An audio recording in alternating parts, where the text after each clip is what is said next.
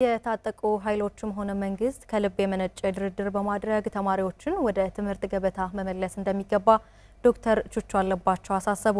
በአማራ ክልል በ2017 የትምህርት ዘመን 7 ሚሊዮን ተማሪዎች ለማስተማር እቅድ የተያዘ ቢሆንም በትምህርት ገበታ ላይ የሚገኙት ከ2.8 ሚሊዮን ያልበለጡ መሆኑን ከክልሉ ትምህርት ቢሮ የተገኘው መረጃ ያመለክታል። በዚህ ጉዳይ ላይ አዲሱ ታደገኝ ተጨማሪ ዘገባ አዘጋጅቷል። ጌታቸው ገደፋ ያቀርበዋል።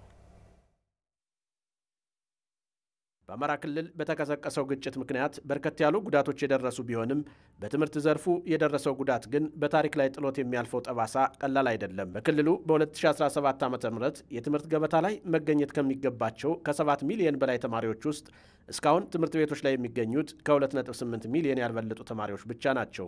ቀሪዎቹ ተማሪዎች በአካባቢያቸው ባለው ግጭት ምክንያት ወደ ትምህርት ቤት ገብተው መማር አልቻሉም። ይህም የክልሉን ተወዳዳሪነት የሚቀንስ ነው ብለዋል ዶክተር ቹቹ አለባቸው። ብዙ ጉዳቶች ደርሰዋል። አንዳንዶቹ ጉዳቶች በጊዜም በምንም ልትጠግናቸው የምትችሉ ጉዳቶች ይሆናሉ። በትምህርት ላይ የደረሰው ጉዳት ግን እጅግ በጣም ከባድ፣ እሱን ለመጠገን ብዙ ዋጋ የሚያስከፍል ነው። እጅግ ግን የሚበዛው የአማራ ክልል ተማሪዎች ከትምህርት ውጭ ሆነዋል። ይሄ በዚህ ትውልድ ወይም በአንድ ትውልድ ላይ ትልቅ ውድመት፣ ትልቅ ኪሳራ ነው የሚያመጣው። በተራዘመው የአማራ ሕዝብ ህይወት ውስጥ ደግሞ ከባድ ስብራት ጥሎ ነው የሚያልፈው። ዘመኑ የቴክኖሎጂ ነው፣ ዘመኑ የመማር ነው። ተወዳዳሪ ለመሆን ደግሞ መማር አለብህ። አሁን እየተከሰተ ያለው ድርጊት ግን ይህን ክልል በእጅጉ የሚጎዳ ከተወዳዳሪነት የሚያወጣ ድርጊት ነው እየተከሰተ ያለው። ዶክተር ቹቹ ከራሳቸው የህይወት ተሞክሮ በመነሳት በአካባቢያቸው ከዚህ ቀደም በተደረጉ ተደጋጋሚ ግጭቶች ምክንያት በርካቶች ሳይማሩ በመቅረታቸው የነገ ሀገር ተረካቢ ዜጎች ከትምህርት ገበታ ውጭ መሆናቸውን ተናግረዋል። በአጋጣሚ ሆኖ ጦርነት በትምህርት ላይ ከሚያስከትሉት ጉዳቶች አንዱ በታሪክ አጋጣሚ ሆኖ የዚህ ሰለባ ነኝ። ያው በሄደን ትግል ወቅት በግጭት ምክንያት ትምህርት ቆሞ ነበር።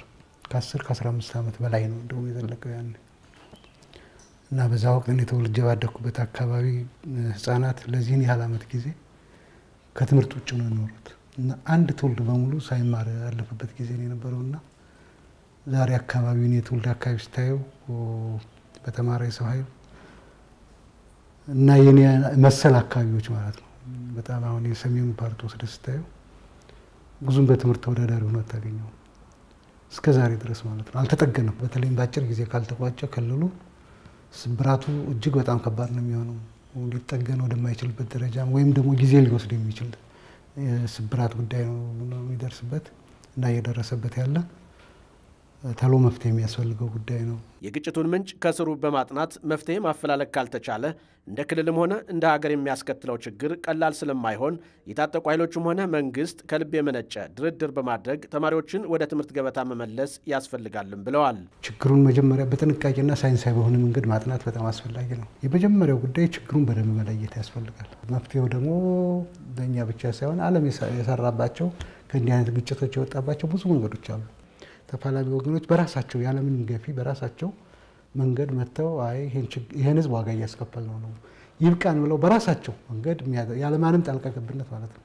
እንደዚያ ቢደረግ በጣም ተበራጭ ሶስተኛ ወገኖች ገብተው የሚደራደሩበትና የሚሸማገሉበት አሰራር እጅግ በጣም አስፈላጊ ነው። ለአማራ ክልልም ለኢትዮጵያም እንዳጠቃላይ ተወስዶ ሲታይ ድርድር እውነተኛ ድርድር ማለት ነው። ድርድሩ ደግሞ ዙሮ ችግር የሚያስከትል መሆን የለበትም።